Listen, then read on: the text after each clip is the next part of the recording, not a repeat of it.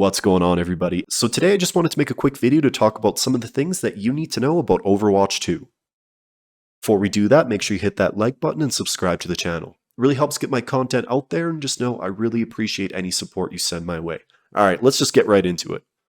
The first thing is that in Overwatch 2, all of the voice chats in the game are going to be recorded. This was supposed to help identify disruptive, insensitive, and dishonest players and to take proper action against them. They say that this will be done through an automated service and will have minimal human interaction. Now, I do understand that we live in a time where everything is being recorded, but I do think that there has to be other steps that you can take to solve this problem before you jump straight to record everything.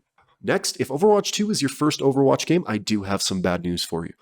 All the original characters are going to be locked for you, and you're going to start with a very limited roster and limited features. In order to unlock all of them, you need to play through 100 matches. So if your plan was to play Doomfist at launch, unfortunately, you need to do some serious work to make that happen. The next thing that we're going to talk about is Kiriko. Kiriko is a new hero that I think a lot of people are pretty stoked about. But if you didn't purchase the Watchpoint pack, or you don't want to buy the Season 1 Battle Pass, unfortunately, you're going to have to wait until Tier 55 to unlock this character. Or in other words, you have a long road ahead of you before you can make this possible.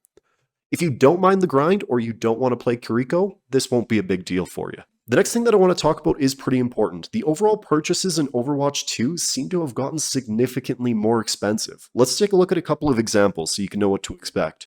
So the rare skins in the original Overwatch were less than $1, and they're now $3. Epic skins were less than $3, they're now $10. The price of these skins have more than tripled at this point. The legendary skins were $10, and they're now almost $20. So you can see that just about everything that you can purchase in this game has gone up a fair amount.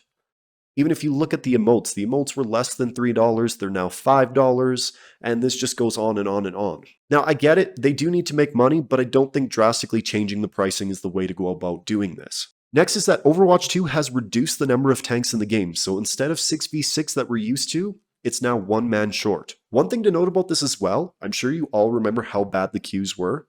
Well, this actually ended up causing massive tank queues, so instead of addressing this problem directly, it seems to have made this worse.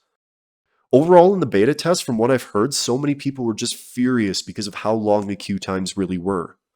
One user on Twitter actually summed this up really well. Half of my day is spent playing Overwatch 2, and the other half is spent waiting in queue.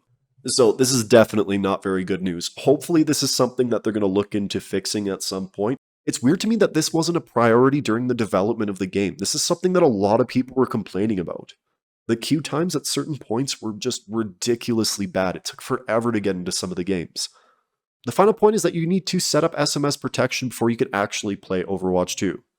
I guess this is part of their new free-to-play transition.